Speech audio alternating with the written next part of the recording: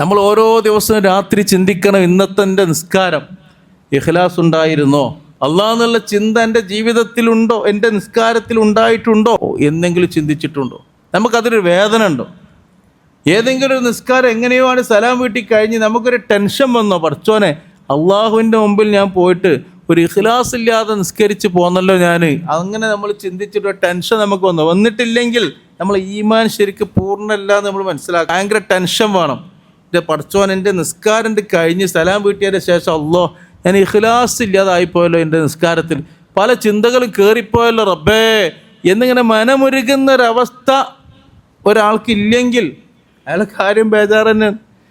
കാരണം അള്ളാഹിൻ്റെ മുമ്പിൽ നിൽക്കാനുള്ളൊരു ചാൻസ് കിട്ടിയിട്ടത് മുതലാക്കിയില്ല എന്നാണ് അതിൻ്റെ അർത്ഥം.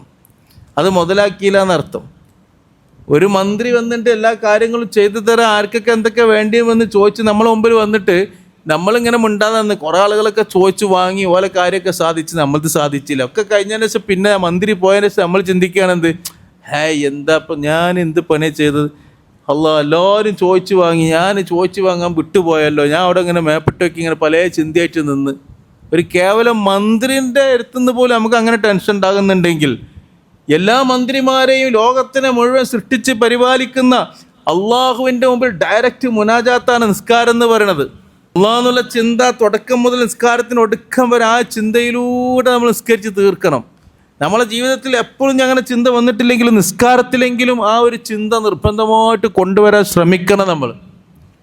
അപ്പോഴേ നമ്മളെ നിസ്കാരം ഒരു അങ്ങനത്തെ ഒരു നിസ്കാരങ്ങൾ നിസ്കരിച്ച് നോക്കി അള്ളാഹ് എന്നുള്ള പൂർണ്ണ ചിന്തയോടുകൂടി നിസ്കാരം കഴിഞ്ഞ് സലാം വീട്ടി കഴിഞ്ഞാൽ എന്തൊരു ടേസ്റ്റ് ഉണ്ടാവുന്നൊരു ആ നിസ്കാരത്തിൽ. ഭയങ്കര ഒരു അനുഭൂതിയായിരിക്കും. അൽഹംദുലില്ലാഹ് എനിക്ക് അള്ളാഹ് എന്നുള്ള ചിന്തയോടുകൂടി നിസ്കാരം പൂർത്തിയാക്കാൻ എനിക്ക് കഴിഞ്ഞല്ലോ എന്ന ഭയങ്കര അനുഭൂതിയാണ്.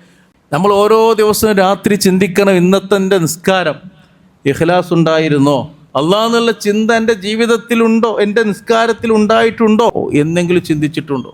നമുക്കതൊരു വേദന ഉണ്ടോ? ഏതെങ്കിലും ഒരു നിസ്കാരം എങ്ങനെയോ ആണ് സലാം വീട്ടി കഴിഞ്ഞ് നമുക്കൊരു ടെൻഷൻ വന്നോ, പടച്ചോനെ അള്ളാഹുവിൻ്റെ മുമ്പിൽ ഞാൻ പോയിട്ട് ഒരു ഇഖ്ലാസ് ഇല്ലാതെ നിസ്കരിച്ച് പോന്നല്ലോ ഞാൻ, അങ്ങനെ നമ്മൾ ചിന്തിച്ചിട്ട് ടെൻഷൻ നമുക്ക് വന്നിട്ടില്ലെങ്കിൽ നമ്മൾ ഈമാൻ ശരിക്കും പൂർണ്ണമല്ല എന്ന് നമ്മൾ മനസ്സിലാക്കുക. ഭയങ്കര ടെൻഷൻ വേണം. എൻ്റെ പടച്ചോൻ എൻ്റെ നിസ്കാരം കഴിഞ്ഞ് സലാം വീട്ടിയതിന് ശേഷം അള്ളാഹ് ഞാൻ ഇഖ്ലാസ് ഇല്ലാതായിപ്പോയല്ലോ, എൻ്റെ നിസ്കാരത്തിൽ പല ചിന്തകളും കയറിപ്പോയല്ലോ റബ്ബേ എന്നിങ്ങനെ മനമുരുകുന്നൊരവസ്ഥ ഒരാൾക്കില്ലെങ്കിൽ അയാളെ കാര്യം ബേജാറ് തന്നെയാണ്. കാരണം അള്ളാഹിൻ്റെ മുമ്പിൽ നിൽക്കാനുള്ളൊരു ചാൻസ് കിട്ടിയിട്ടത് മുതലാക്കിയില്ല എന്നാണ് അതിൻ്റെ അർത്ഥം. അത് മുതലാക്കിയില്ല എന്നർത്ഥം. ഒരു മന്ത്രി വന്നിട്ട് എല്ലാ കാര്യങ്ങളും ചെയ്തു തരാൻ ആർക്കൊക്കെ എന്തൊക്കെ വേണ്ടിയെന്ന് ചോദിച്ച്